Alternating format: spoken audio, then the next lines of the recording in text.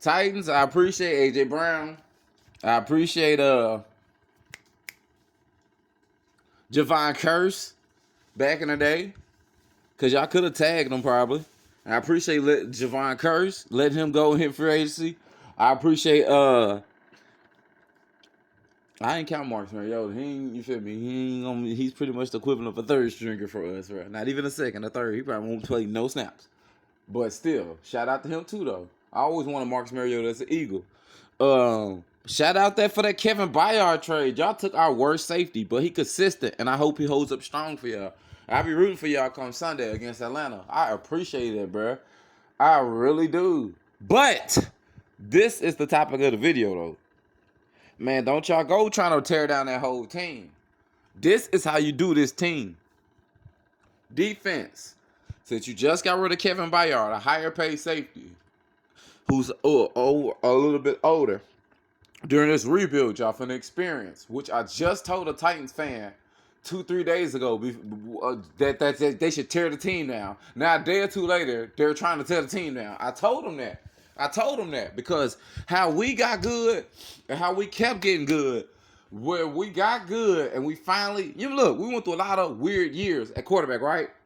Once we tore it down and started realizing that it was smarter to build with the younger quarterbacks, that's when we became good. We went to 2 Super Bowls.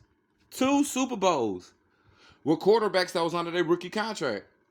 Jalen Hurts just got his extension. That extension, I don't even think it kicked in just yet. And if it did, it just kicked in this year. We went to the Super Bowl last year.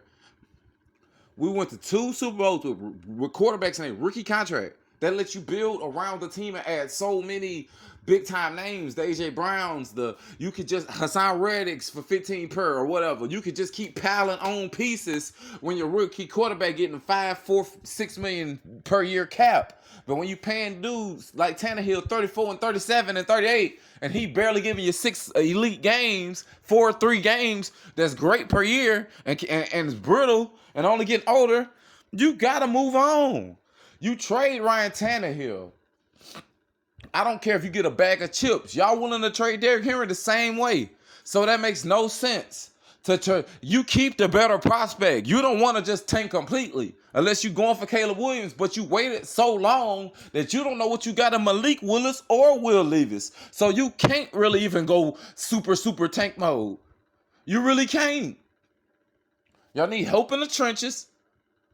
Mostly offensive line. Even though y'all did get this rookie, I still need one more piece. Andre Dillard's not going to be the answer. He was a good swing tackle for us, but that was a swing tackle.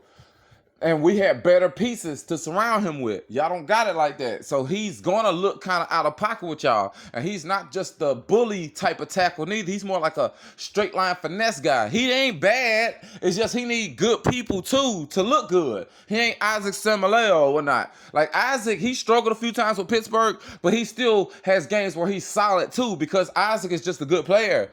Andre Dillard, no disrespect, I'm not saying he's a bad player, but he's like one of them people, like he got to have some good people around him to thrive. And the Titans don't really got it like that. That one rookie, he's still finding his way because Peter Sonorski, he stayed hurt, so he's still finding his way.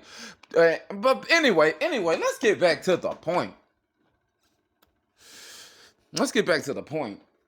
I need the Titans to keep Jeffrey Simmons. That Terrell Edmonds move was super smart because Justin Simmons is serviceable for us, but who's to say he goes to the Titans and he mails it in? We wasn't giving you Sidney Brown. We got to keep our young prospect. We're not giving you Sidney Brown, and you wasn't getting Reed Blankenship neither. And Terrell Edmonds is solid. He plays consistently, game in, game out. That's what you need, really. Especially do a rebuild. That's the best you can do in the streets right now, I think. What other safety just sitting around that super cold, just sitting there in free agency where you ain't got to give up good draft capital? Who? And I wouldn't even see for them to trade Jeremy Chin when they don't need a hybrid bop type of guy. They need a pure safety.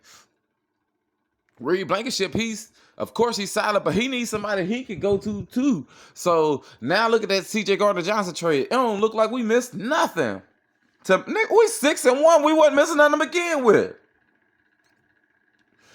TJ Edwards was getting outplayed by Nicholas Morrow at one point. We ain't missing nothing with TJ Edwards. DeAndre Swift outplaying Miles Sanders. We ain't missing nothing. Everybody that left in free agency. Jalen Carter missed the game and still got more sacks than Jonathan Hargrave. He didn't even get a sack last game and still came into the game with 3.5. Jonathan Hargrave got almost $100 million in free agency, and he got 3 sacks. 3. Come on, bro. Even Jordan Davis got what, like 2.5? Quit playing. Quit playing. But anyway, once again, because I keep getting off topic, back to the subject of the video. You got to keep Jeffrey Simmons on defense. I don't care about no first round pick, second. None of that. That does not matter, bro. You got Treylon Burks, and he's still not guaranteed Pro Bowl type of guy. You got Peter Sikorsky, and he's not the most solid guy on the line currently. Or we don't still consistently know what he is. The pick don't matter. If you can redo that right now, bro, you would keep A.J. Brown and would have just paid him. Dude, that's why the GM got fired for the Titans. That picks don't matter. During a rebuild, yes, because y'all probably won't have that much compensation and compensatory because the Titans, after this year, they're going to be buyers. They're going to have $99-point-something million in salary cap.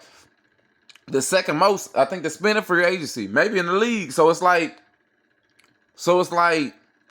they're not going to probably get a lot of comp. They'll probably keep a lot of the people who play good, the young, underrated guys who finally getting starting spots, who might have been backups or whatever after they finish rebuilding and tearing it down. They might throw them some cheap mid-level type deals or whatnot. But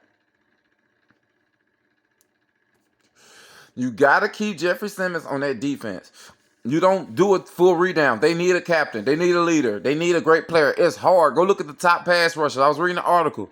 I think the top 13 pass rushers, I think most of them was edge. And the tops, well, to have double-digit sacks last season.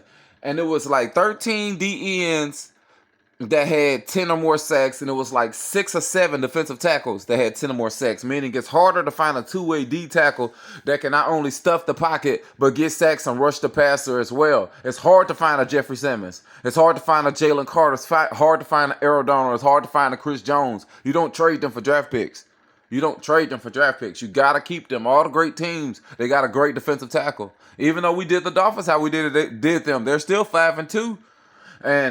And they got a cool defensive tackle. He'll on the Tyler Perry side. Y'all remember what he did at Clemson, but still. You feel me? He cool though. And then you got I'm for real, man. I'm finna coach y'all up. Oh, but the Dolphins had injuries. So they had injuries. The Eagles did too. Vontae Maddox, starting slot, out for the season. The backup slot, Zach McPherson, out for the season. We got both starting safeties that was out. Justin Evans, well, former starting safety, but he was our starting safety. Justin Evans and Reed Blankenship missed the game. Cam Jurgens, our starting right guard, was out. Bro, or if you want to count slots as starting, because nowadays I guess they're counting slot wide receivers as starters too now. Quez Watkins was on IR. We was missing plenty of people too, bro. I'm not trying to hear it. No excuses. They got outcooked. You had Hill, you had Waddle, and neither one over 100, bro. You got cooked. Big birds, baby. Big step us. But back to the video for the 4th time. I ain't finna do this no more, y'all. If I gotta say back to the video again, we ended it early. So, all right.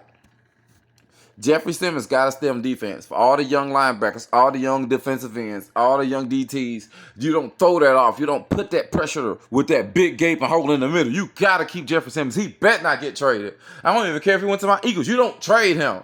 Then, on the offense, unless Derrick Henry says, hey, I don't like what's going on right here, or the Titans be like, hey, we finna tear it down even harder, and they come to him man to man because they owe him that.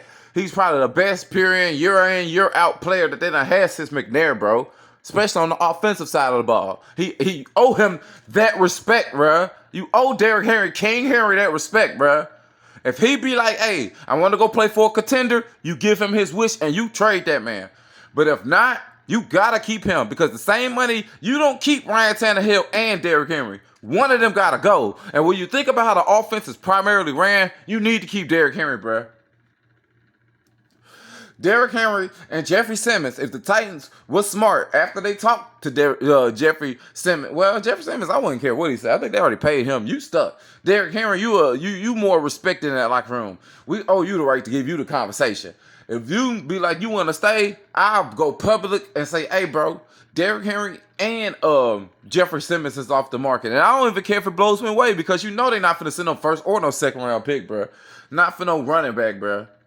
Jeffrey Simmons, maybe, but your boy, no, it's not happening. So, no, I wouldn't even put him on the market. I let him know right now, Derrick Henry's off limits.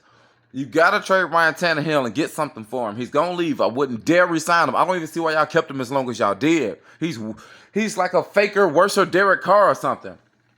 And Derek Carr ain't nothing.